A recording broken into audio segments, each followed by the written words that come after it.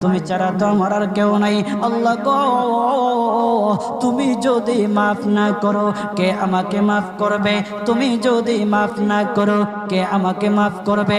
তুমি যদি আমাকে মাফ করো তাহলে তোমার কোনো দিকে কমবে না, তুমি যদি আমাকে মাফ না করো তোমার কোনো দিকে বাড়বে না।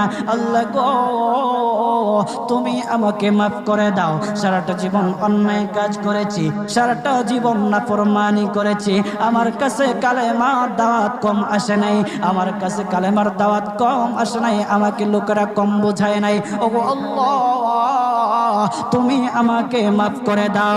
মাফ না করলে কোথায় যাব, কার কাছে যাব? বাবা যখন মারে তখন মার কাছে আশ্রয় নেওয়া যায়, মা যখন প্রহার করে তখন বাবার কাছে আশ্রয় নেওয়া যায়, বাবা মা যখন প্রহার করে তখন দুনিয়ার কারো না